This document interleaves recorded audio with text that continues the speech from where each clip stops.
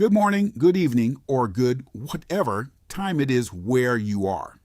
Because in the Middle East right now, nobody is entirely sure what is happening, including the people who are supposedly making it happen.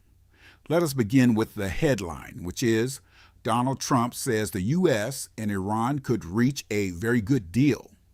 This is wonderful news. There is only one small complication. Iran says the talks that produced this very good deal never actually took place. So we have a very good deal emerging from conversations that did not happen, which is honestly a more efficient diplomatic process than most countries manage. Trump has also walked back his earlier threat to bomb Iranian energy sites, postponing the strikes for 5 days. 5 days. He has essentially given the Middle East a long weekend to sort itself out. Like a teacher saying, I want this conflict resolved by Monday, or there will be consequences. Very firm, very structured.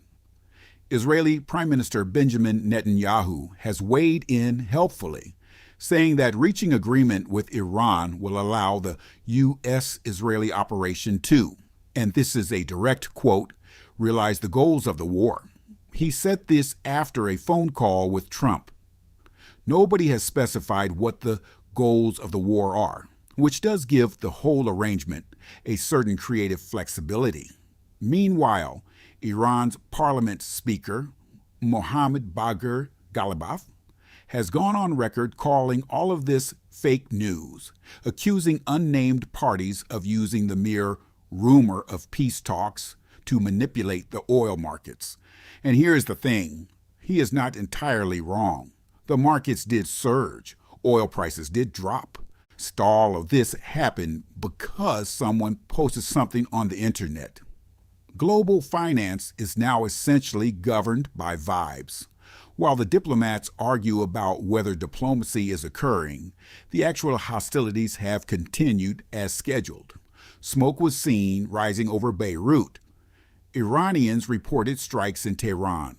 Saudi Arabia announced it had shot down 4 drones in its eastern province, which it delivered as a fairly routine bulletin, in the same tone one might use to announce that the dishwasher has been unloaded.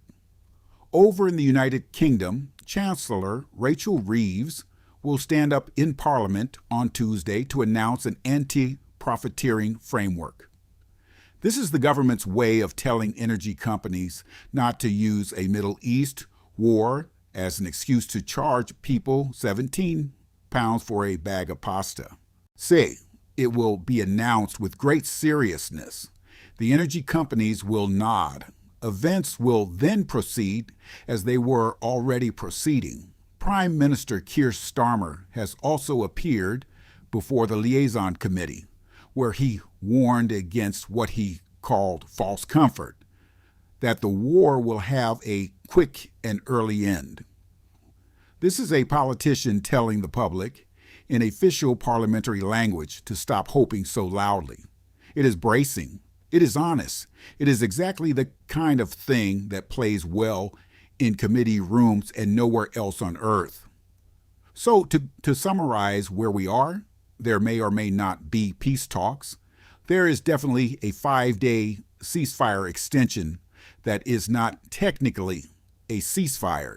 The markets have celebrated news that one side denies. Drones are being shot down in Saudi Arabia as a matter of routine, and the British government is preparing legislation against people who profit from chaos while operating inside chaos at 2 in the morning. Stay with us. Things may become clearer. They may not. But either way, we will keep you informed with the same calm professionalism we have maintained throughout this entire absolutely normal news cycle.